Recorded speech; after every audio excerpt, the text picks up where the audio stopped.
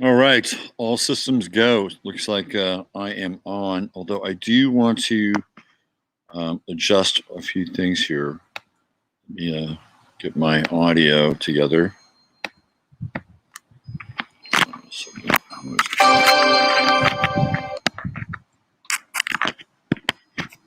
try it again.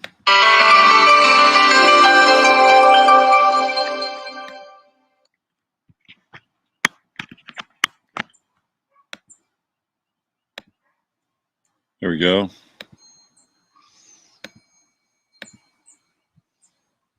Ah, yes, much better. Much better. All right. So it says there are 12 people currently watching. We're back at it again after a nearly 4-hour live stream last night from the worldwide headquarters of 11th House Media. Okay, we got Kestrel in the house. What's going on, Ryan? Lisa Marie, thanks for us. Yeah, that was a good scene, right? That was a good scene. I thought if you're gonna hang out somewhere and take in the election, like this was probably a pretty good option, or was a pretty good option last night. That way, you didn't have to deal with any of the network bullshit. And I have to say, I don't want to be too judgmental, but I'm a little disappointed in Alex Jones. I feel bad for him in some regard, but he was getting totally shit faced, and it's just a bad look. I think it's a bad look, and I mean I get it, right? I feel like what I feel from Alex is desperation. I feel like he's just kind of reached that event horizon, and I'm not sure what's going to happen with Alex Jones moving forward. I'm just not sure. He doesn't seem fit on a number of levels to continue his journey, and maybe this is the end of his limited hang. Karen Moore, hey, what's going on, Karen? Yeah, that was a good scene. Who else do we have? Frank Bry, Allegiant Dragon Moon, Operation Red Mirage is in progress. We're going to talk about it. We're going to try to get it all out and look at the variables and how things can be and might be moving forward. And again, last night, preaching mindset about the, hey, Leon, sorry to get to you last night. I saw you called in. Would have loved to have chatted with you. But we'll do the Skype thing again. I have to figure out how to sort of block out people's numbers or something on the Skype side of things. So when I do the screen share, maybe it's no visual stuff, but that was a lot of fun. And we'll try to work more of the call-in stuff in the future. I think that was great, and I think a good way to maybe work the call-in stuff would be like on a Friday Farcast with a guest and line it up so I might be able to bring a guest in live or questions in live. Also, on Sunday Night Astro Live, it might be fun to start doing some charts again, which I used to do on Blog Talk Radio a long time ago. That could be a lot of fun. I did so many charts on Blog Talk Radio. Hello, Eva from Norway. Much love back to you. Maury Demare. Yeah, you guys were great. You guys are the best, man. And I was having a little chat there with Charles. The problem with that was that I clicked a few things, and Jasper had already detonated the show once. Okay. Like, it just went completely black. And I lost all my bookmarks and all that shit. Jasper just came right in, the force of Uranus, just, thundering in. He's a Taurus. So I think Uranus is in aspect with his sun right now. The spontaneous call-ins were great. They were so cool, and I loved rapping with Charles. What a character! Allison was pretty solid, except for that silly. Okay, good to know, because that's all I caught him on. I mean, the other thing too is he's look, I get Alex. He's done this thing for a long time. Whatever you think of him, and I think Alex is a little compromised. I do. I think he's a little compromised. Is he a lot compromised? I don't know. I think he's a little compromised. I think he's able to give people probably about 80% of so-called, hyper reality. There's a lot he leaves out. There's big portions, small portions, but important portions that he leaves out. And he leaves them out for a purpose and for a reason, which I don't want to get into right here. Garden Girls in the house. Let's see. Steve Mercer. What's going on, brother? Dorothy. Stella Moore. Hi, Stella. Good to see you. Beverly Wise is here. Joe Mama. Even Charles for a different reason. I know. You guys are poking fun at me. It's okay. It's all right. Charles and I had a good conversation. He's a character. I'll call you later if that's okay. Absolutely. You can call me. Good Life 3's in the house. There's Dorothy. The beautiful Dawn Hart. There she is. Natasha Lloyd. Elizabeth W. And let's see who else. Who else is here? What a great crew. Last night and on Joe Rogan. Yeah, I mean, I get Alex has hit the wall of desperation in some ways. And I think he has vision and has seen things, has been seeing things for a while. And I know what that's like. Trust me. By the way, Alex Jones was talking about a theme that I was talking about last week. All of a sudden, it's popping. And that happened before. A lot of that was going on right around 2015. And, sometimes ideas just circulate. That's just the way they are. But there were times when I would talk about something, and not long after that, Alex Jones would start talking about it, like that day or the day after. And somebody was telling me that the same thing has happened with like Dan Bongino. Now, I don't think Dan Bongino watches my show.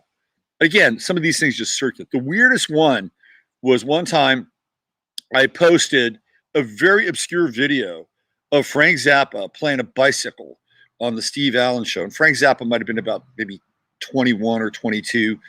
You could barely recognize him. He was wearing a suit, no facial hair or anything. And then later that day, not long after that, that same clip wound up on Jeff Rentz's website. Like, how the fuck does that happen? Right? That to me is like beyond coincidence. Beyond coincidence that I find this one Frank Zappa thing posted on Facebook and bang, it's on Rents. Let's see. Who else do we have? Susie. What's happening, Susie? Diana Young. She's here. Lori Seiler. Good connecting with you. Susan Cano. Nice to see you. There she is. Joan S. Alex is drunk. Absolutely. Let's see. Yep, there we go.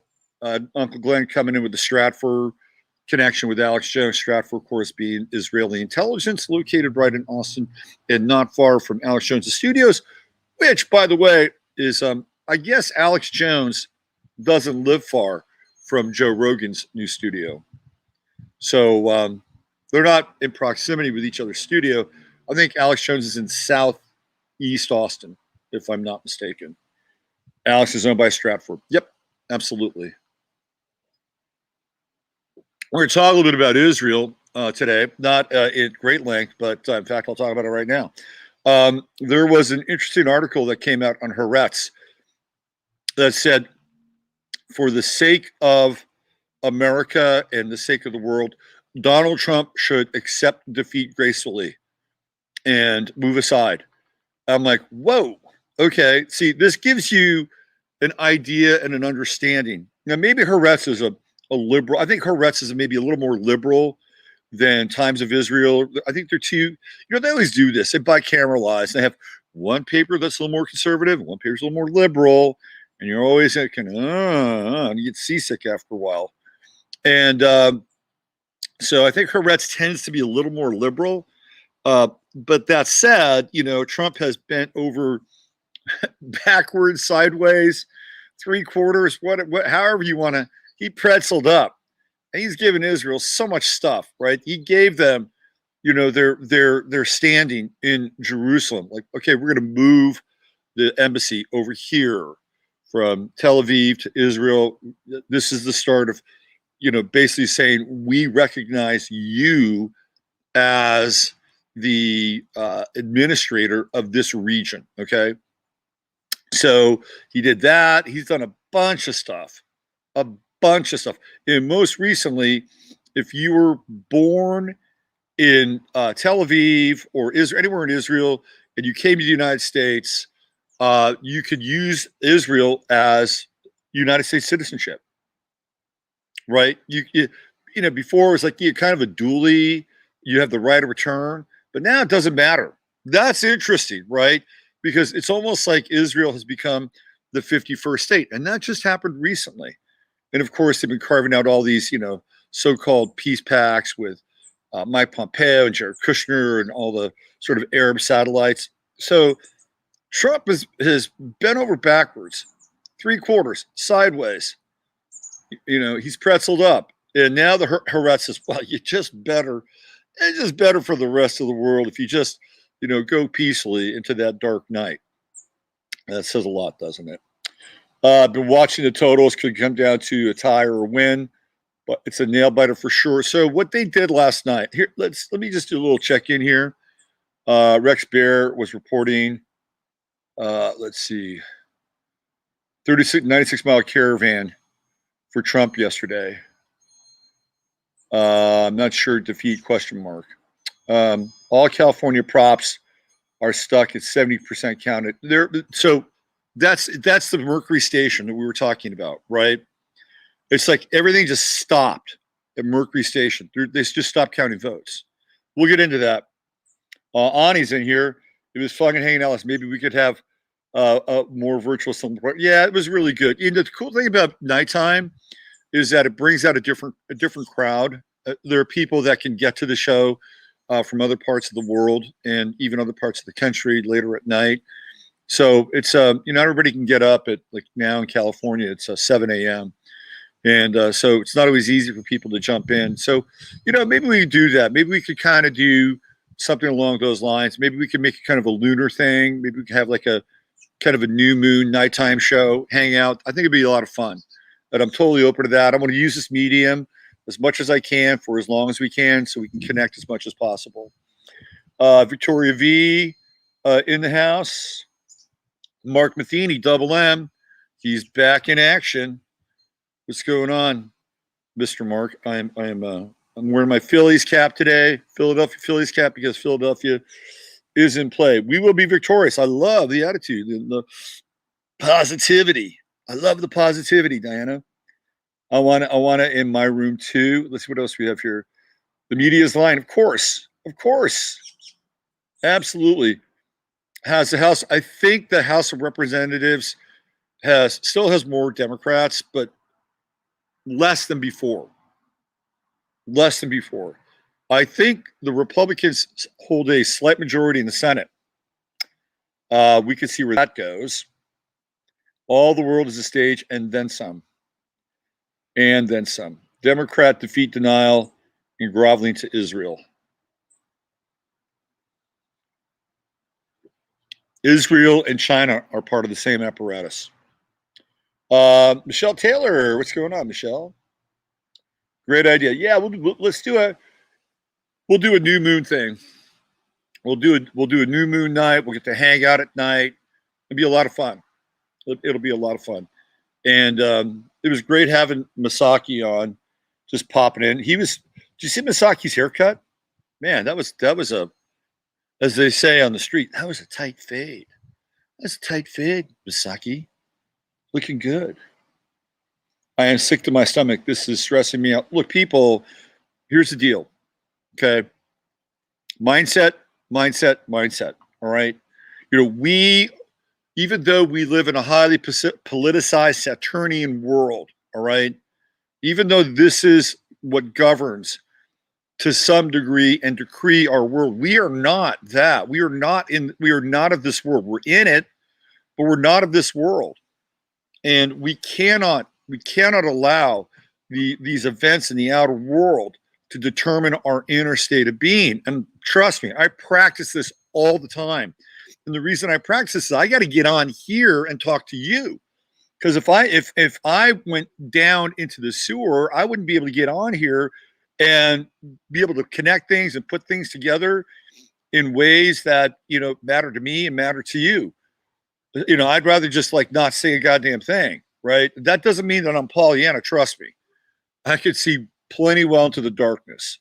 I've been there, okay? I've been there. I've seen potentialities. I've seen potential futures, right? And I've doubled into myself as well. So I know what that's like. the same time, we are living in this world, and these people do have an effect on us. They do have, you can see it right now with their mandates and, all their bullshit mask codes and everything else kind of goes along with what's been happening. That does have an effect on our world. We cannot completely disregard that. And yet, I'm going to flip it around again, right? My life, relatively unchanged throughout this entire thing. In some ways, I crafted my life to be this way by design or by providence. I crafted it to be this way. I'm living in a place where I've been mostly free, mask free. I work out of my home most of the time. So my world is relatively unchanged. Now, that's not to say that your world has been relatively unchanged, because it has been, and it will continue to be. But what I am saying is that there can be pockets of sanity, right? There can be pockets of sanity. You can exist in a parallel dimension. You can. It's possible. It takes work.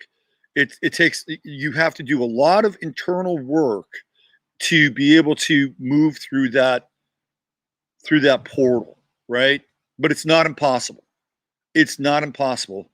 And then, if you can do it, then what do you want to do? You want to help as many people as you can so that they can, be liberated from their samsara. So, no matter what happens, right? And let's say, for instance, Trump somehow, pulls this thing. It's going to go to the Supreme Court. That's my feeling now. It'll probably go to the Supreme Court. And it's going to be interesting. And what if, this is an interesting part, what if Amy Coney Barrett rules against Trump? That is not impossible, by the way. I'm just telling you right now. That is not impossible, because she's got Saturn right on his midheaven. She's an Aquarian. So what do we know about Aquarian? Aquarian is contrarian. And she may actually, just to prove that she is an unbiased arbiter of the law of the land, she may, punch a vote and say, hey, you won. We don't know yet, but it would not surprise me. Nothing surprises me in this universe anymore. Okay. What do we have here? Ian says, stay balanced. Nuisance mandate shot down in Sutter County. No law. Yeah, good. This idea that these politicians, look, I'm going to say this. The one thing that Trump could do, theoretically could do, is be the speed bump in the fourth industrial revolution. For me, that would be like his role, right? That would be his role. Other than that, I'm not sure what else can happen here. Because if people took all that energy that they put into the MAGA rallies and into the boat parades and into all that stuff, and then decided, look, we're going to circle the wagons and we're going to take control of this thing. And maybe this is where this is headed, because these people should not feel defeated if indeed it does manifest this complete and utter sham of an election, which we're witnessing right now. Those people should not be defeated. If anything, they should take that energy and they should say, okay, we are going to do something different. We're going to do something different. This is not working, right? This is not working. And, would we have a breakaway state or a breakaway government as a result of that? Possibly, quite possibly. There's a lot in play right now. Everything is kind of in flux and in chaos. So don't get too attached to anything. The best thing that you can do is to stay balanced and be able to figure out, how you're going to be able to evolve through a situation like this. And especially, as, the Klaus Schwabs of the world, start doing the evil kind of, right? It's a mindset thing. You can't, those are like demons, psychological demons that are drifting around the lower fourth dimension, and they're bardos, right? So we have to navigate through that stuff. Not always easy. It is not always easy, but it can be done. It will be done, and you can do it. All right, you can do it. Okay. So let's go here. Let's go here now. All right. So I'm going to do something. I'm going to add a little something to our little invocation here this morning. A little something different because we're in a different place and a different time. And I'm going to have a different kind of an invocation today. Similar, but a little bit different. So here we go. Dear blessed and holy Mother, Father God of the great central Sun, which is the universal light, the light of Yeshua, Sananda, Emmanuel. We ask that only the highest and best information, truth, and wisdom come through this channel at this time. And that in regards to all worldly affairs, we ask that divine providence and divine order be established in the time that it needs to be established, not in our time, but in the right time. We ask that all divine order be reestablished, and we let go and surrender to the timeline into which this can and shall occur. We also ask that we be blessed and graced with qualities of patience and fortitude, perspective, detachment, awareness, flexibility, compassion, empathy, strength, courage, heart, soul, spirit, intellect, humor, and above all, love. We ask that any karmic residue be cleansed, clarified, purified, and removed from this stream. Okay, let's get cracking. That's what's got to happen here, right? There's a bigger plan in play. There's a much bigger plan. You know, Lard Man asked a really good question last night. And the question was, well, let's put energy into the candidate we want to win. And I thought about that for a moment. I'm like, is that a genuine position to take? Is that a genuine position to take? And I thought to myself, well, the best candidate to win is the one that's going to accelerate the transformation the fastest. Okay. And I let go of it at that moment in time. That was my point of letting go. And it's like, listen, I'm letting this thing go. And whoever the candidate is, it's going to accelerate our quantum awareness around everything and awaken as many people as possible. That's the person. That is the person. And I let it go. I let it go at that point. And you can do whatever you want to do. You can write into your Congress people or whatever you feel like you need to do, right? In order to, try to move this thing along. But I think that is the best tack to take. That is the absolute best tack to take. Because at that point, now we're in another period and another cycle of acceleration. The challenge for me in terms of seeing the astrology around this stuff is that last night this was Trump's election, and I posted like, we're going to find out, what will prevail because it's in his chart, and what we have been witnessing is an absolute and utter theft of the U.S. election, right? That's happening right now, right before our very eyes. He's got the winning chart, and that I still maintain that in this moment. The thing that troubles me, though, is the Kamala Harris chart. That troubles me because she's got that Saturn sitting right on her midheaven, and the Jupiter-Saturn conjunction is coming. And the thing about Kamala, that actual aspect with Kamala Harris isn't just the fact that it could get activated and that Saturn is sitting right on the top of her chart and she's ready to move into that position of power. It also represents a type of longevity, which to me is a bit troubling, to be frank, right? So I'm trying to think of what some of the outer planet aspects. She's already had Uranus square her Saturn, so that's kind of been taken out of the picture. If I'm not mistaken, what is she? She's a Libra. Is that Libra Gemini rising? Isn't that right? Libra Gemini rising. Interesting. Well, in 5 years, she'll have to deal with Neptune eventually. But I think she's towards the end of Libra, if I'm not mistaken. We'll look at her chart. But listen, I advise you to stay away from the mainstream media, right? I would stay out of that maelstrom for a while because I think all you're going to get is dust and spin. Here's the other part. They're going to try to create an atmosphere of just seething frustration and anger and rage. Okay. They're going to try to create this. They're going to try to ferment this thing so that people, fuck it, I've had enough, right? We can't go there. We can't go there. It's easy to be angry. It's easy to be upset. It's easy to say, fuck it. I've had enough. And you know what? There may come a time for that. There may come a time for that, but it's not now. It is not now. Right now, people are being psychologically baited on both sides. Don't play into it. Don't get into it. Let them have their little games. Let them have their little pantomimes. This is a rapidly shifting landscape. Rapidly shifting. Mercury's going direct now.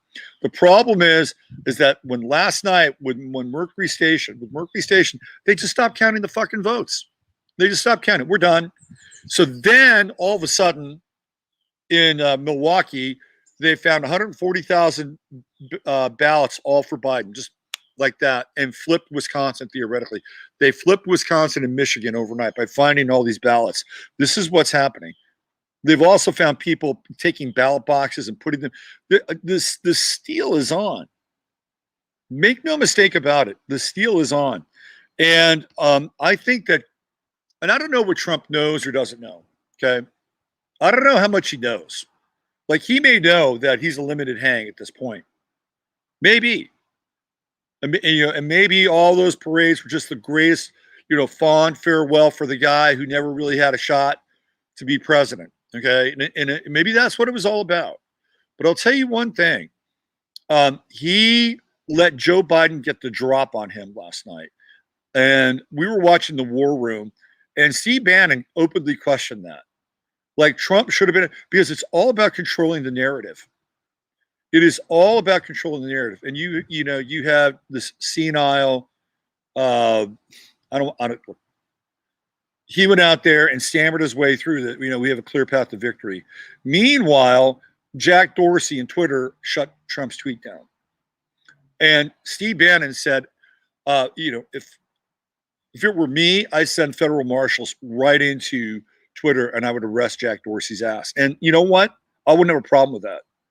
I would not have a problem with that, because essentially what they did is they took the president of the United States. Wrap your head around this. They took the president of the United States and they essentially removed his tweet. That is mind-blowing. That is fucking mind-blowing, right? That is like major censorship. Major. They would never have done that with BO. Never. Not once. All right, let's see who else is here. It was super fraud. People are waiting for his arrest. Trump's arrest. We live in a world now where demoralization and desecration are the currency of the day. I wouldn't be surprised for anything, of anything. Not at all. Trump should have done more to protect voters' rights and done more to control social media. So this is a really good point, Ryan. Here's my thoughts about that.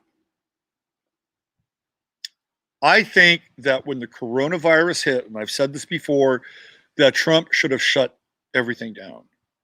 Everything. He should have declared immediately a national state of emergency. He should have taken over all the broadcasting networks at that point, right? Because there was an opportunity for him to do that. That's what I would have done. I would have taken over CNN. I would have taken over MSNBC, all the major networks. I would have said, we are in the midst of a massive pandemic and a crisis, and we're taking control of all your networks as far as the news and the application news goes. And that's it. That's it. Done. End of story. And then if I were Trump, I would have controlled everything from that point forward, and we would have controlled the narrative from that point forward. Everything. And if you don't have any, and look, and I know it sounds like totalitarianism, but what have we been seeing with all these major media outlets? All they've been doing is spewing bullshit, and spreading just the absolute absurdity. It's like Chris Cuomo who's walking, basically running around telling people, wear the mask, wear the mask, wear the mask. And he gets busted by his super in his apartment building in New York City because he's not wearing the mask in the lobby. He gets busted by a guy cruising around his house in Long Island on a bicycle because he's outside and they're not social distancing. When in fact he was supposed to be in his bunker and coming up and resurrecting, like Jesus from the tomb of his basement in his house in Long Island where he's building another house. This is what I'm talking about. This is the other utter bullshit and fraud that I'm talking about. So if I was Trump, I would have just commandeered everything. Boom, done. And then you run that thing. You run that thing until it's run its course. By the way, they're not having many problems in China now with this virus, are they? No, they seem to be doing just fine. Mighty fine in China now. Meanwhile, in the West, the clampdown continues. Let's see. Kim Mueller says, you're the bad guy. That's okay. It's okay. Somebody's got to be the bad guy. Somebody's got to be the bad guy. Doesn't matter. At that point, you shut everything down. You shut it all down. And there's for a 45 or 60-day period, then what do? Then you go out and supposedly arrest all the fuckers that you were supposed to arrest. All those indictments, like that's what I would have done. And I know it's underhanded, and I know it sounds totalitarian and dictatorial, but that's what I would have done. It's exactly what I would have done. Because what are you going to do at that point? They're not going to like him. Was he going to try to do win people over by presenting this case with this, this fraud, Anthony Fauci, every night for, what was that? 45 days? Are you kidding me? That Fauci's supposed to lend his legitimacy to Trump and say, you're doing a good job. I mean, really, the whole thing was just a complete and utter torpedo to this country. Complete and utter torpedo. End of story. Right? And Trump could have said, look, we're going to be locked down for 30 days. 30 days. We're going to give this thing 30 days. Guess what? You're not going to work. You're not going out. We're going to have a lockdown for 30 days. Severe lockdown for 30 days. And you control the narrative. And then guess what you do? You say, we beat it. We beat it. You control all the news about all the new outbreaks and all this other bullshit, right? If you go back and you look at Washington State had the first cases of coronavirus. And if you look at the vector of Washington State, even though the population density is a little bit different, you would have thought that, 45 days after the fact that those first cases, by the way, those were in retirement homes. Those were in senior facilities. Not retired, senior facilities, elder care. That's where those cases popped up. You'd have thought that 45 days out, Washington would have looked like 28 days later. Okay? You would have thought that, but that didn't happen. And that should have been the first clue that the trajectory, and you could scale that out. You'd have to factor in population density in China versus Washington, and the numbers should look relatively the same, and they didn't. And then they kept reinventing this thing over and over and over again. And when Trump said, what he did, though, is he said, we're in a state of national emergency. But he didn't do it from the jump. When he did that, he decoupled from the rest of the United States. Like the federal government rescinded its power to do anything at that point. So you had Newsom running his program and Inslee running his program and Brown running her program. And here in Texas, we had Abbott running his program. And the reason was every state is going to be different. Some states like New York will be really bad, while other states like South Dakota won't be so bad. And so you can't use the same approach with every state. Well, it makes sense on paper. But guess what? The states ran with it, and the tyrants of those states ran with it. So then it's like, okay, well, we get to see really how bad these people are. They're showing their cards. They're showing us how corrupt they are. Oh, this is an interesting strategy. Okay. Okay, we could go with that. Look, people, do you see what you're doing by allowing these people to represent you? There's a different way, maybe a better way. Maybe you should take a look at that. I get it. I get it. But there's a time limit to that, right? There's a time limit because what happened was is a bunch of people lost their jobs and lost their businesses. And it has not even been calculated. That has not even been calculated in the mid to long term. Okay, that's a big deal, a really, really big deal. Not only that, but they lost a lot of other things along the way, like their rights, theoretical rights. There may or may not even exist. So by doing that, yes, you see people are revealed. They're revealed, right? There's a revelation there. But at the same time, it's like there's also been a heavy toll that people have had to pay. And I've talked about this. And then you throw in the George Floyd thing and the Black Lives Matter piece. And when that happened, it threw the country in a state of shock. I'm not sure Trump was prepared for that. I don't think he was prepared for that. And even if he was prepared, or even if they had intel, I don't think the intel was being shared.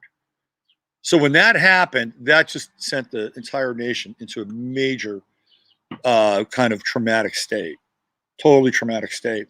And again, there was this kind of momentum that people were kind of over.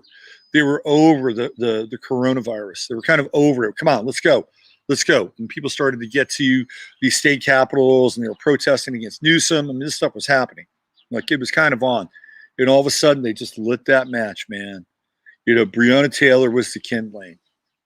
You just lit the match. Boom. And then the kindling been going on since the Obama era with the whole racial piece. So now all of a sudden we get this big Black Lives Matter movement, and guess what? All these companies are sending all their fucking money to Black Lives Matter. Oh, we've got to fund these people. We got to support these people. Goes to Share Blue. And what does Share Blue do? Funnels that money into the Biden campaign. And what are you seeing now? You are seeing the outcome of where that Share Blue money is going. You're seeing it on the ground with lawyers. You're seeing it being put into play in the media. Like, that's happening. Like, that's where that money is going. This is where their investment was. And then whoever is in the White House moving forward, if it is Biden and Harris, and there's a chance, very good chance it might be, okay, they're going to be beholden to those Share Blue partners.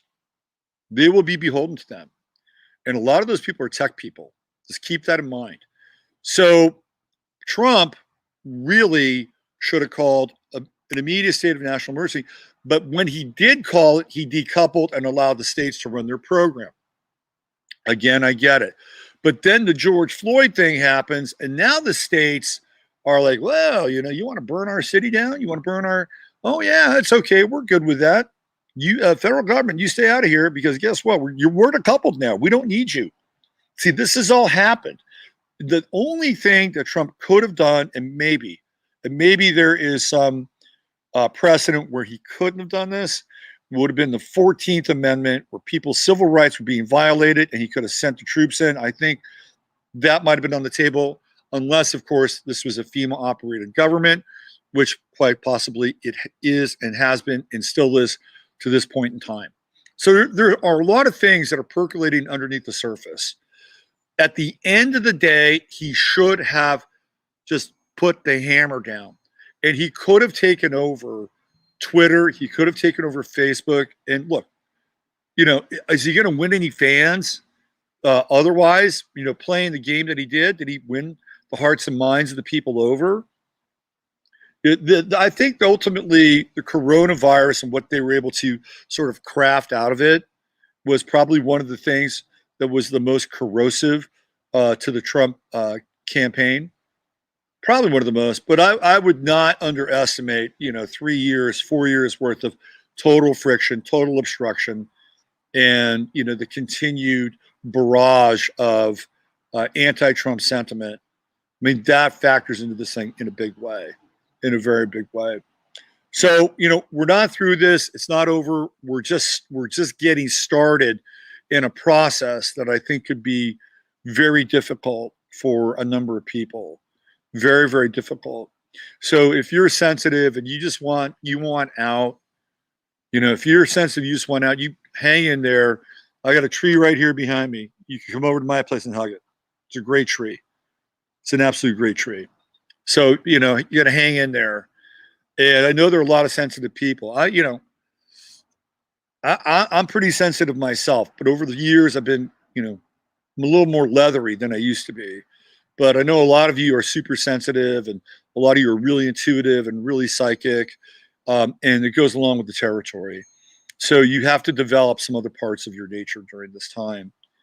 You really do. Now, I gave a presentation in October here in the Hill Country down in Kerrville, and I was waiting to see when I was going to make that public.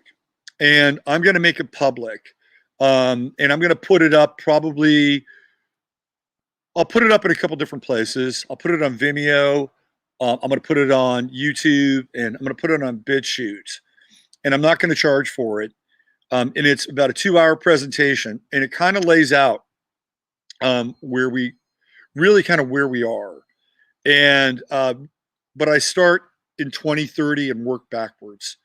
So, if you were there, what you would have witnessed, and you will see it because I'll put it up. I'll put it up today. Is that I'm basically laying out sort of the next few years, which are not going to be easy. Regardless of whether Trump is in office or not, it is not going to be easy. Okay, but there is going to be a shift. There is going to be a change, and I detail it pretty specifically with charts in that presentation. So I'll make that available to everybody. And at the very least, it will give you some insight into the long game, okay? The challenge with our reality now is now, right? This is the big challenge. The news cycle was 24/7. Now the news cycle is about 60 minutes. Last night it was being condensed into 30 minutes in 15-minute chunks. Reality was changing over 15-minute intervals, half-hour intervals. At one point in the night, the Young Turks are crying. Later on in the night, all of a sudden, Steve Bannon's got a kind of a furrowed brow. This is the reality we're living in, or a version of the reality we're living in. Okay, so we have to take the long view. And the internet and technology has inculcated us into this sense of like immediacy, right? Immediacy. And it's interesting, and I think there's something kind of profound and valid to it, but we lose sight and we lose touch of the longer now or the longer cycle. So I'm going to make that available today across 3 platforms. Vimeo, I'll put it up on YouTube, and I'll put it up on BitChute. So all of you, if you don't like YouTube, you can go over there, you'll grab it. I also urge you to check out Masaki's presentation, which he's loaded up on Vimeo. Fantastic. Pyramid power, and how pyramid power evolves throughout the world and through society. All right. What else do we have? By the way, if you weren't in text with us, Raul, I was true to first. Yeah, I had to follow Masaki, man. Fuck. It was kind of, I was telling people, I was like, man, I got to follow Jimi Hendrix at Monterey Pop. That's what that was like. Masaki comes in. He's got 100 illustrations. You know how exact he is with his pyramids? That's how he was with his presentation. I'm like, man, I got to deliver here. So it's good though. He set the bar high, and I like that. I really, really like that. Let's see what else we have. There's not much news yet, and I'm just waking up. Well, Pennsylvania says they're not going to be able to count all the votes until maybe Wednesday of next week. See, the thing is seething now. It's a simmering, right? A seething, simmering cauldron where people are getting agitated. Watch out now. Now, election night was not a hell night, at least not physically yet. Be careful now, because I've seen some interesting propaganda that's being put out by Antifa, and they're planning theoretically to dress up as Trump supporters and being violent and angry. Now, I saw some of this in some of the protests in Europe, and these were protests that were anti-lockdown protests, but they really seemed a lot like more like Antifa protests and not very much like anti-lockdown protests, particularly because they were wearing masks. So, again, you got to have eyes to see. You got to open up your third eye, know what's going on here, see beyond the appearance of, what's taking place, theoretically taking place. We're in a long game. We're in a long cycle. Sit back, take a deep breath, take stock of things, and figure out what's important to you. Let's see. Griffin in the house. Welcome. Where's Griffin? What do we have here? Sure. God fucking damn, it's nice to watch your fucking parody of a country burn down. Well, enjoy yourself. Enjoy your moment of Schadenfreude. Good. A parody of a country. So you're lumping our country, right? You're lumping people into a particular bucket. Fine. If that's what you want to do.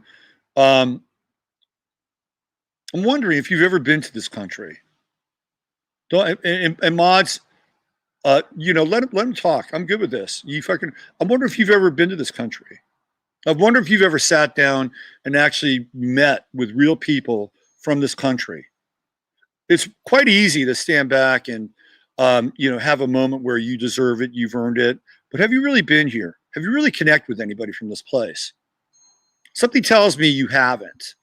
Or maybe you have, and maybe you're just really wanting to see a certain version of this world. Look, I wasn't even born in this country. I was born in France. And quite frankly, I have never really aligned with any country. But I'm here now, and I've connected with people, real people here, and there are some good fucking people in this country of all colors. And to denigrate and to slam this country, you're denigrating and slamming good people. Now you could say, your establishment or your political system, oh, you deserve that. And, I hope that burns down. You can say that, and that might even have some merit. You know what?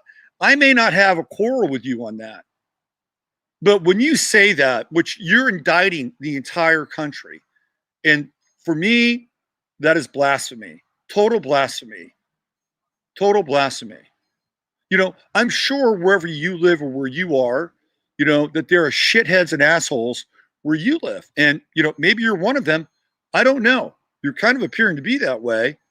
But if I were to go in and indict your entire country, for me, that probably wouldn't work. I'm really hard on Israel, but I know that there are Israelis that are not down with the Israeli program. They're not. So am I going to indict every single Israeli? Or will I indict their system? That's really the bigger question. So unless you've actually been here, unless you've actually experienced what it's like to live in this country, by the way, this country has afforded more people, more opportunity, and more wealth in spite of the fact of its massive, titanic contradictions, okay? So no matter where you are, no matter what judgment you'll pass on this country, and there's a pretty good chance that there will be a judgment passed on this country. At the end of the day, I still love the fact that there are people here that are real. There are real people here and they care, and there is a soul to this place. It is being augmented. It is being artificially inseminated with, this fourth industrial revolution that's happening. Let me share a story with you. This is what I love about the United States. One time I was in the Bay Area, and I was driving on this freeway. I think it's 24 going out to or 35 going to Walnut Creek, and I ran out of gas on the freeway. And I was getting ready to walk along the freeway and go down to the gas station, I was just trying to get off and get some gas. And all of a sudden, this clunker of a fucking car pulls over. And I'm like, oh, somebody's going to give me a ride. And I go, and there is this black family, right? It's just a husband, I think husband and wife. And they're driving the biggest piece of shit car. And they said, come on in. And I got in the car, And they drove me to the gas station, and they drove me back. And I'm like, you know what? This place is all right. And I've always known it's all right. But that was, for me, it was like this, they didn't have to fucking do that. They didn't have to pull over. They didn't see me as some sort of, racist or fascist. And they didn't even feel like, and their car is a total piece of shit, and they didn't feel any shame, about pulling over and bringing me. I was grateful. I was totally grateful for that moment. And I got a lot of stories like that for the people that live in this country. So you can have, a moment of Schadenfreude, but unless you've set foot here and you've actually met with people and talked with people, for all intents and purposes, you're talking out of your asshole. And what you're really displaying is something that is, in my estimation, and I don't use the word often because I think evil exists and it's real. And sometimes it proliferates through ignorance. So I'm going to give you a pass. And I'm going to say that maybe you're just ignorant. Maybe you really haven't spent a lot of time here to connect with people here. I'll give you a pass. But guess what? If you think you understand really what this place is all about and the people that make this place up, and you're not ignorant, you are evil. You are evil. And it's okay.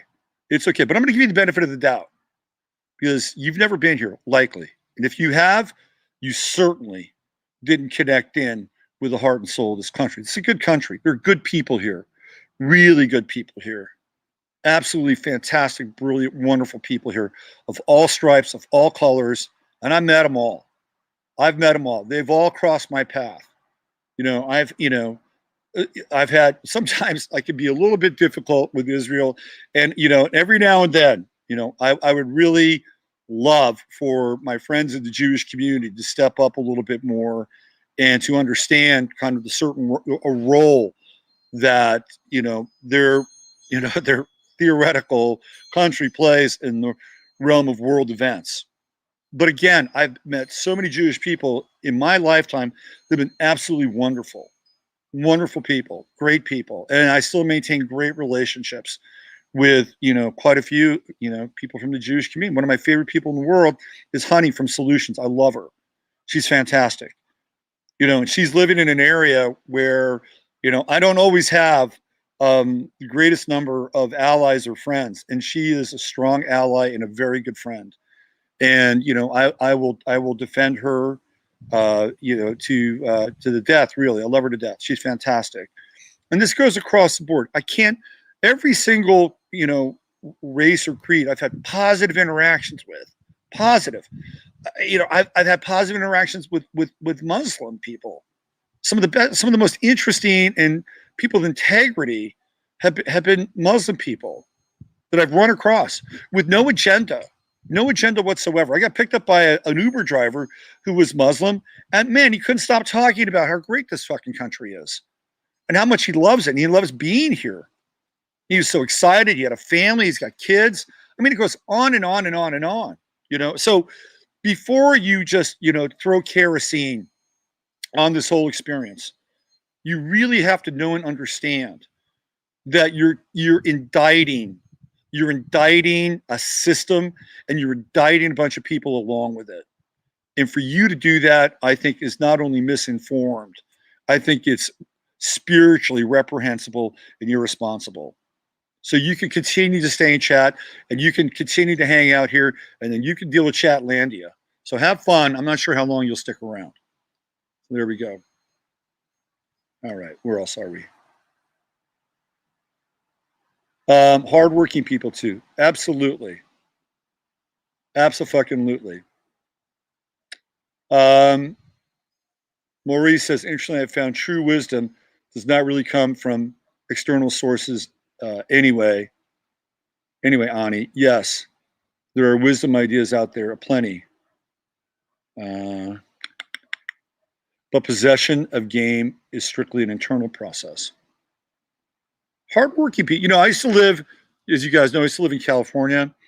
And I used to live, right near in the Nape Marin County. I spent a lot of time in Marin County. And it's really interesting to watch the transition of some people from that area. So I kind of knew David Avocado Wolf a little bit. I had lunch with him. He'd show up at parties, and I like David. I like David. He's actually, I think, a really bright guy. I think his heart's in the right place. He wants to do well. And at that time, the vibe in Marin County was so precious. And it was like everything sort of west of Livermore or east of Livermore was just like, it was like the nuclear zone. And people just didn't have a real sense of what the rest of America and flyover was like. And I started to get really tired of it. I'm like, you guys just don't understand.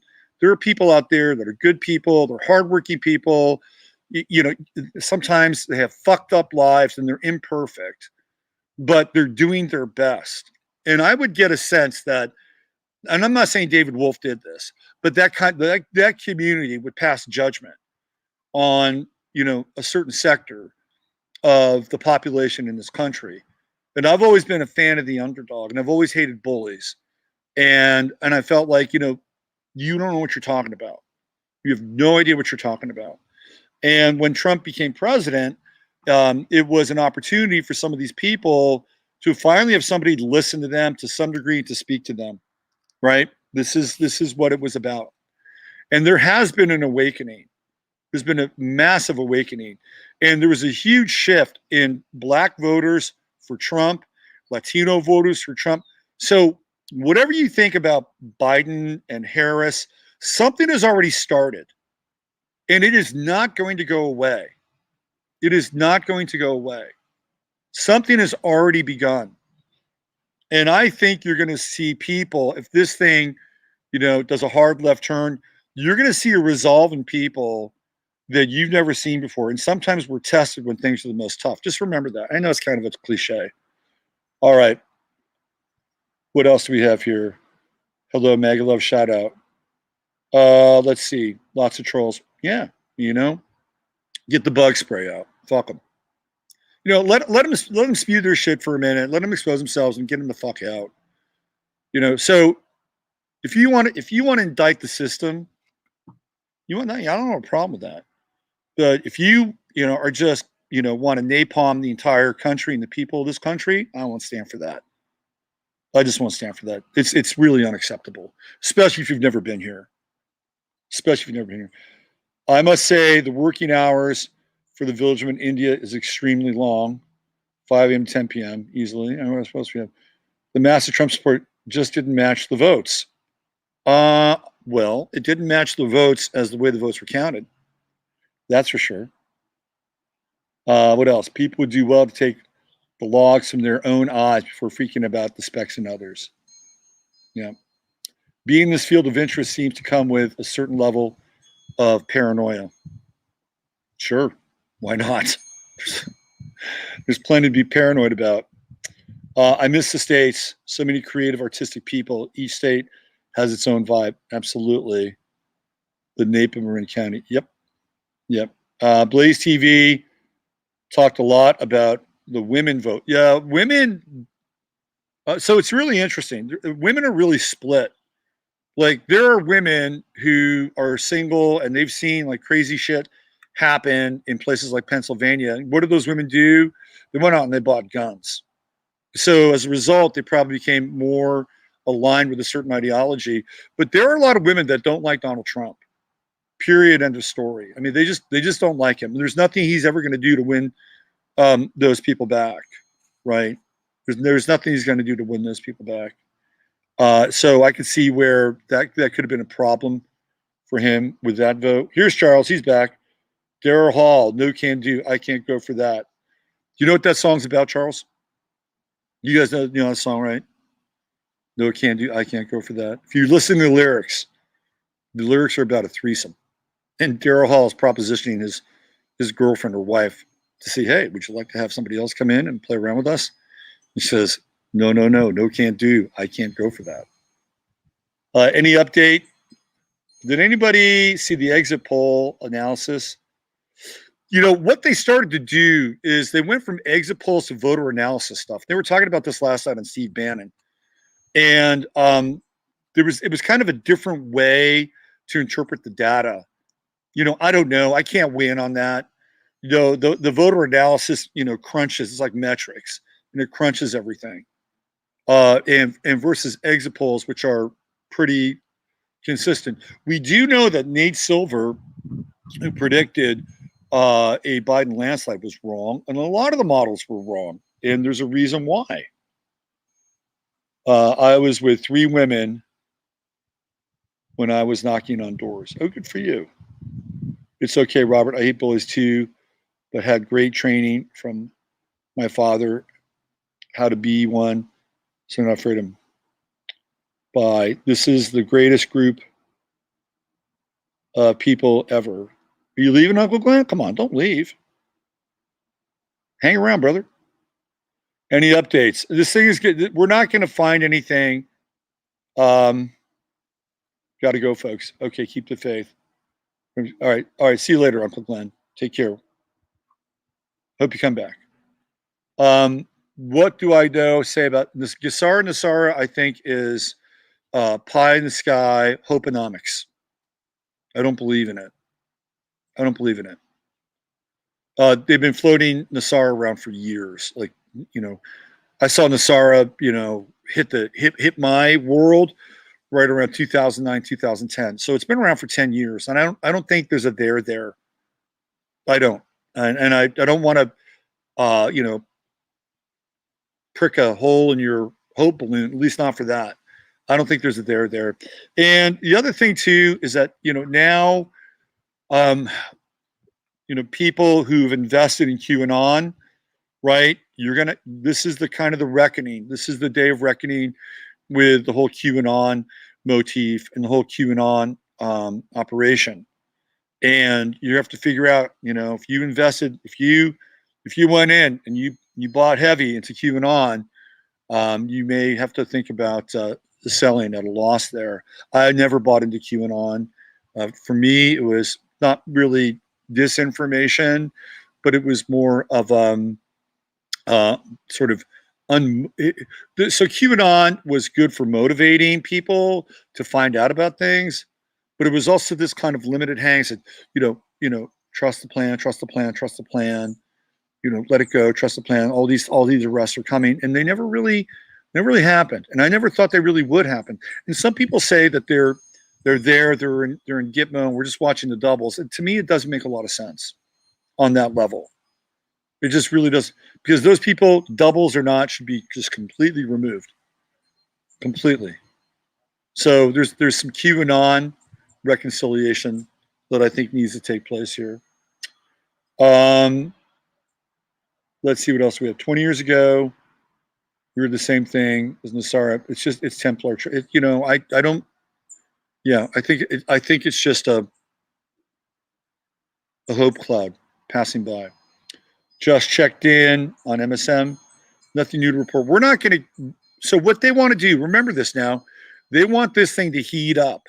They want people to get riled up and restless and anxious. This is all part of the ongoing Stanford prison experiment, live and in the open air within the theoretical continental boundaries of the United States.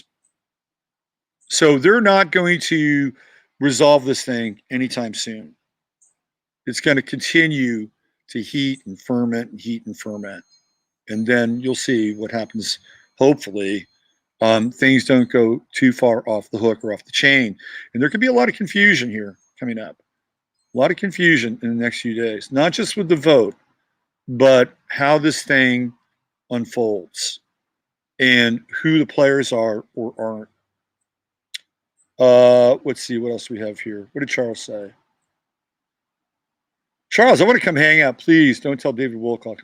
Charles, I want to come hang out with you in Mississippi one of these days. That'd be fun. I want to go to the Indian casino with you.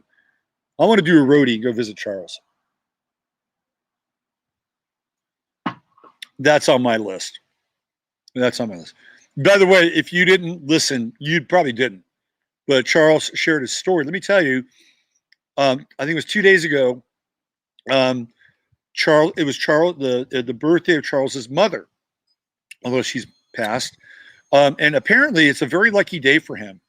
So he went to the Indian casino and he won $1,500, I think, doing electric dice. I don't know how electric dice fucking works, but he won $1,500. That was part of the story. And then apparently Charles enjoys a little Pinot Grigio and began to spend some of that money on the Pinot Grigio. And he talked about this. I'm not telling you anything that he didn't tell me. It was supposed to be live. And then he got so full of Pinot Grigio that he couldn't ride his bike home. So then he had to walk his bike home. And then apparently the geometric shapes that are really kind of set aside for people that are doing DMT or other psychedelics began to appear in Charles's vision as he closed his eyes. And Charles went on a bit of an interdimensional trip. So that was a great story, Charles. And I would love to come down there and hang out in Indy Casino with you. One Cash Money. Yeah, he kicked some ass. Yeah, the cliffhanger. And even though I knew it, I hate the stupid cliffhanger and stupidly hoped it wouldn't happen as badly as it seems to be going. Yeah, well, this is what happens when you have a completely and utterly corrupt and controlled system, in the corporatist state. And all this began to happen in 2009 when Pluto went to Capricorn. And, it began this really massive, and I mean massive, kind of corporocratic takeover where the government and big business really merged together. And they've always had a relationship, but it became naked and raw before our eyes for the very first time. And it really hasn't relented. If anything, during the Saturn-Pluto phase with Jupiter here, we've seen the Capricornian and Saturnian forces really rise, really, really rise and have massive overreach when it comes to governmental power. So we're going to have a bit of a shift here. Jupiter-Saturn conjunction, the super conjunction on the 21st. I'm actually looking forward to it. You could say, well, it's going to expand the tyrannical techno-fascist terror of Klaus Schwab and the Fourth Industrial Revolution as Jupiter comes in and expands the power of the nature of Saturn. Or Saturn could add structure to hope, add structure to the idea that we can work together and create a different kind of reality. Or as Carlos Castaneda once said, a separate reality. All right, let's see. What do we have? David Wilcock, Regina Meredith are so out there with Vaseline in their eyes. What does that mean? What happened? So I guess Regina's happy. I think this is a day that Regina will rejoice. She will somehow wrap her arms around Joe Biden and Kamala Harris just because it's not Trump. And that's going to be interesting. It'll be interesting to see how Regina Meredith moves forward in the Joe Biden world. Very interesting, if that's the case. Let's see. I've heard from military personnel that they are being prepped for QFS, quantum financial system. Okay. Well, whoever is in charge of the money always stays in charge of the money, no matter what the currency is. Just remember that. Whether it's beans or peas or hides or dollars or zeros and ones, they always manage to kind of stay in charge of that transactional marketplace. Regina loves Joe Biden. Yeah, I don't know what happened to Regina. I've been really respectful, of Regina, and we broke up. We totally broke up. And I've been respectful of her, and I'm not going to disrespect her now because I know that there are crossover people, and we live in such a world where there's, less than 6 degrees of separation now. But, I think that Regina's really doing everything in her power to try to get to a place of what she would call love.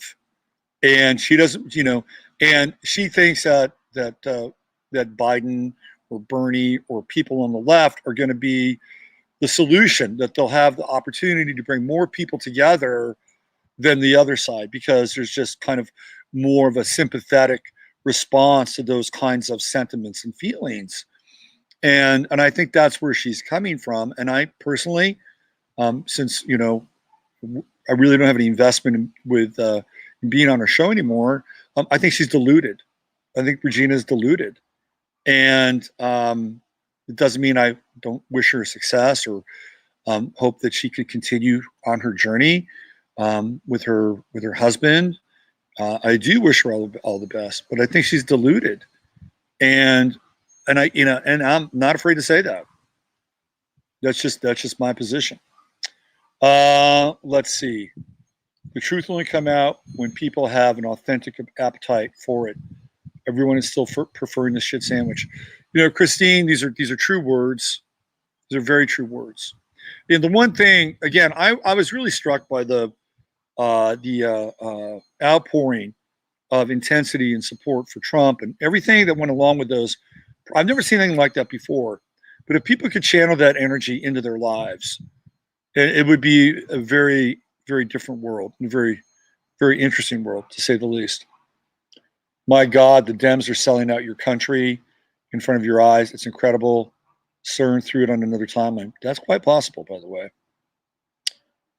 Yeah, see, there's this deceptive aspect to the blue thing. Deluded is a good word. Yeah, I think it's deluded. Yeah, I mean, I'm just gonna, you know, say that, deluded, because people want to feel good. They want to feel good. They don't want to feel bad. People don't want to have to deal with things that are hard or difficult. They don't. They really don't. And people would rather take a soporific. I mean, Joe Biden is a soporific. The whole Democratic progressive agenda is a soporific. That's all it is. If you don't know what a soporific is, look up Quaaludes, because it feels good. It feels better. The other stuff feels hard. It's more difficult. It's challenging. It's unsettling. But at the end of the day, those are the things that we theoretically have to go through in order to get to the other side, right? That's not to say that you can't find unity and peace and harmony inside yourself. That you can. And that's worth working for. And nobody, no fucking Joe Biden, no Bernie Sanders, no Kamala Harris, no Barack Obama, and even no Donald Trump will provide that for you.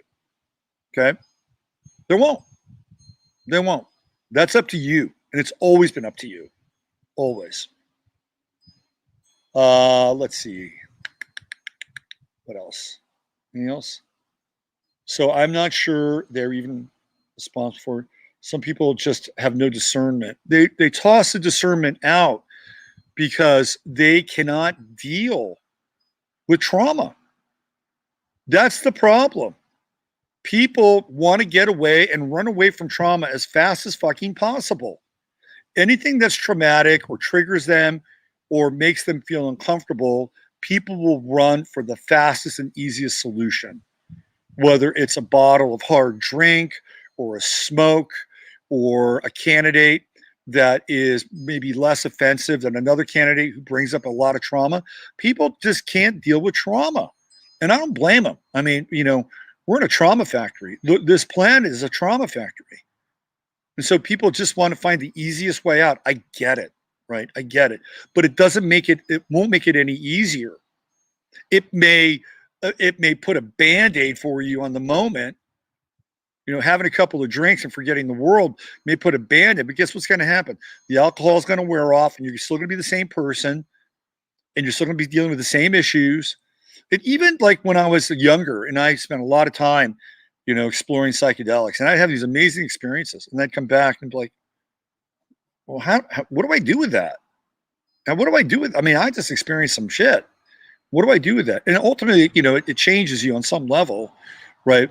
Levels that are imperceivable, on a DNA level, cellular level, but the actual working knowledge of how to implement those things, that's a whole, but I was quite young, you know, I was in my mid-teens when I was doing a lot of that stuff.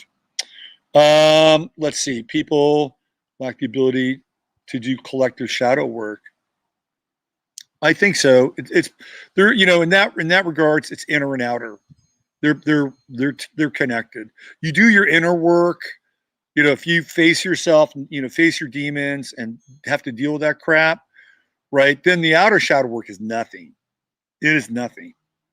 That's you see that is what it is. It's really just a shadow play. It's a puppet. It's like the shadow puppets of Thailand. Um, let's see. As James True says, we are in the dojo, and we are going to get a board in the face. Deal with it. This is yeah, absolutely, absolutely. And this is why I changed my lifestyle.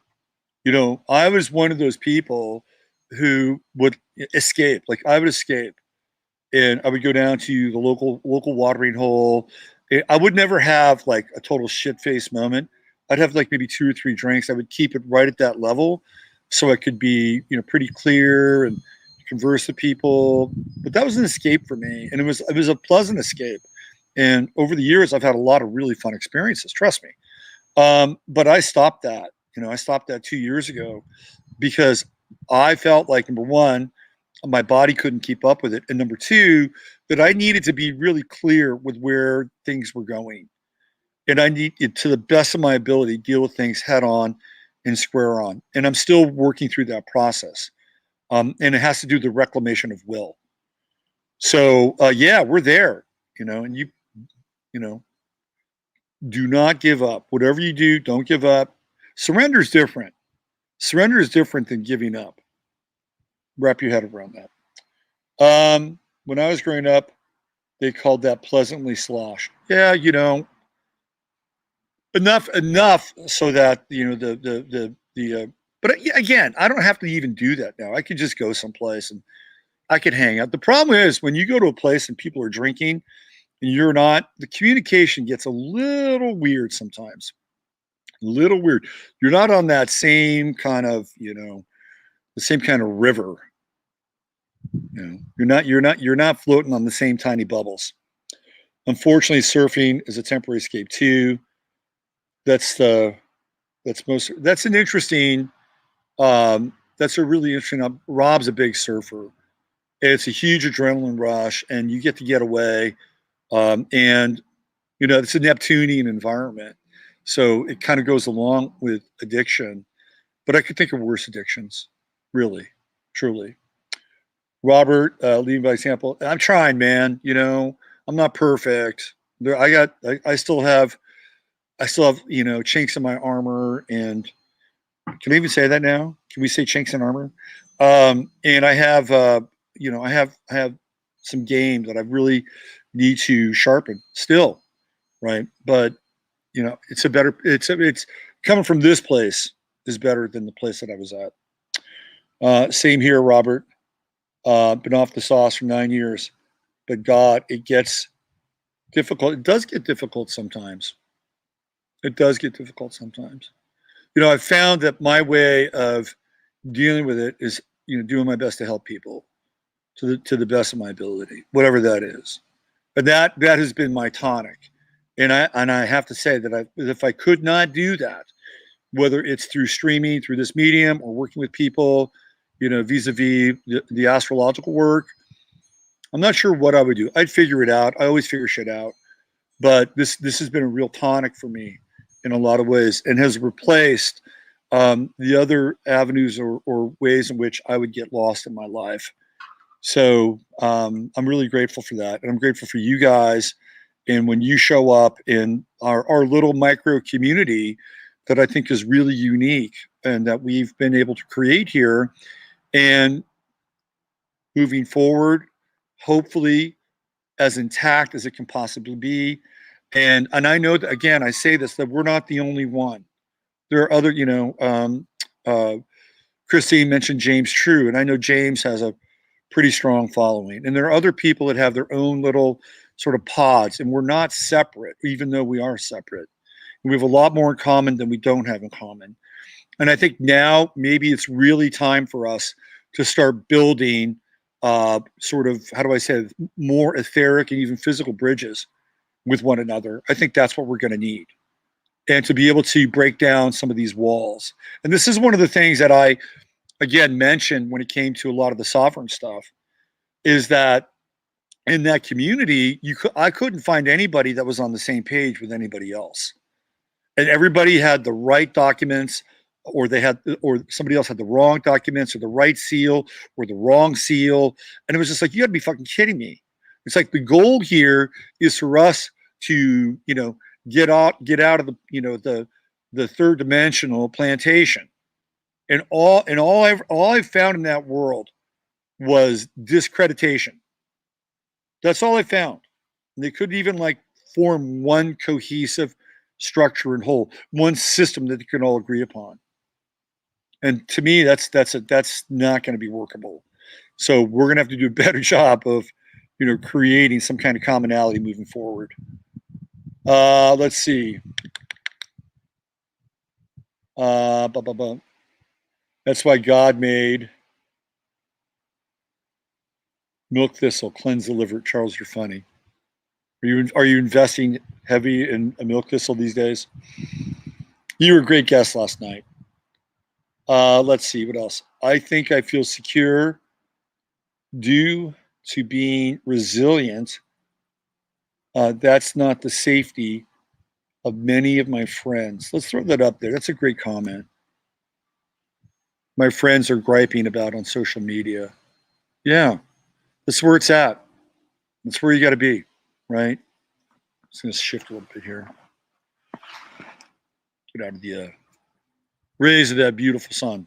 All right, let me do a quick little cruise on the media world. Let me see what's up. See if there's anything worth looking at, reporting. Let me go through a few of my somewhat trusted sources. Let's see what we have here. And then I think we're going to put a wrap on this today. Let me see if there's anything new.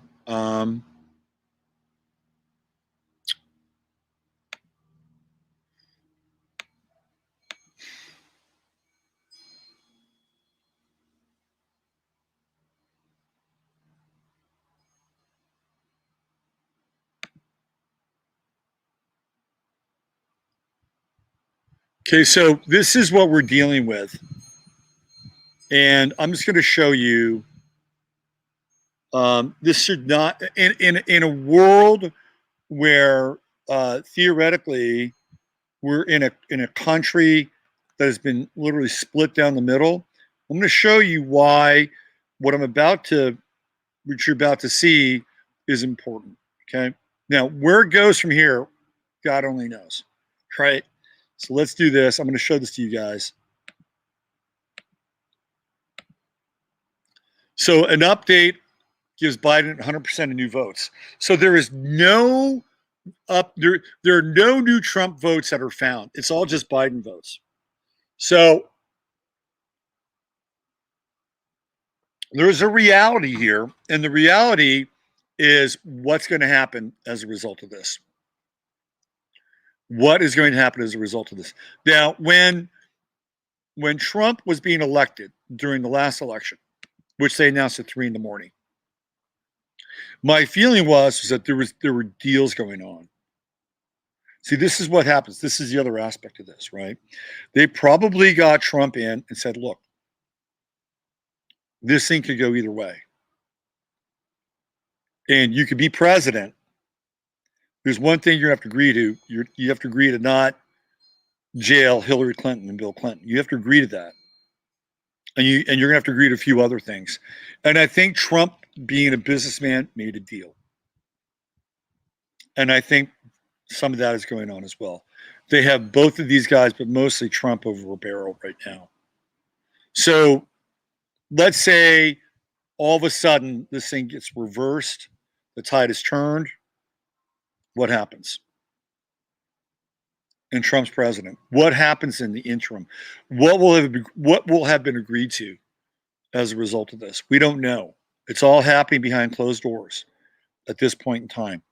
And there are people way above my pay grade and way above your pay grade when it comes to the machinations of this world that are chiming in and making their power, their presence, and their what's the word I'm looking for? Investment heard. Okay, just remember that. Let's see. Is there anything else out there that is worth reporting on before I jump on out of here?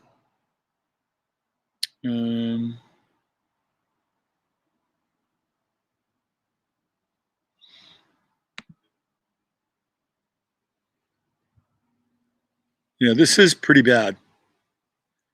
This is pretty bad. Interesting. Interesting. Oh, this is interesting.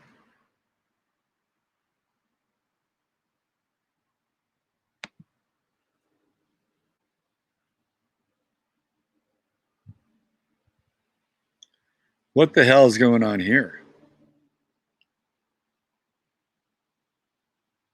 Somebody has taken a tank. You guys got to see this. I got to show you this image. Check this out. Apparently, somebody has taken a tank to Parliament. This is from London. They brought a tank to protest the lockdown. Is that? I don't know if that's a British tank or a private tank. I don't know. But it is on the streets of London, ladies and gentlemen. It is on the streets of London. That's happening. Okay, is there anything else that I need to report here before I get on out of here? You know, obviously we'll be talking about this over the next few days. And the best thing you do is take care of yourself. Always. Oh yeah, this is something that you're probably gonna see this floating around alternative media. So this is in Philly, and I'm going to show you the video. There's a video here of a woman who is removing a ballot box. I'm going to show this to you guys. This is a woman removing a ballot box. This is on the Gateway Pundit. Here, that's a ballot box right there. And I think it's on Twitter. We might be able to see the. So Twitter is just fucking with everybody's tweets, man. Learn more. Learn more about this. Fuck you, Twitter. I detonated my Twitter account. I just go here so I can get shit like this. An official ballot box being taken away by. So there you go. There you go. The soul of America. It's not really just an election. There's a lot more going on. All right, I'm out of here. I got to go work with a client. Well, you know what? I can post it here on my channel. All right, I'm going to upload my presentation from the Hill Country event. It'll be on the 11th House page. I'm also going to upload it over on Vimeo, and I'm going to upload it on BitChute as well, all three platforms. So it's close to a 2-hour presentation, and it's something to watch while the pot simmers. All right, hang in there. Okay, hang in there. Long perspective. Take the long perspective. Don't get twisted up in the moment. That's really important. Don't put your head in the sand either. With that, use your head in order to discern what's real, your heart to say what's possible. I'll be back tomorrow. 15 minutes of flame. Friday, the Crimmies. We'll have a lot to talk about. No doubt. Again, you're all a blessing. I all love you. And we're all in this together. Bye for now.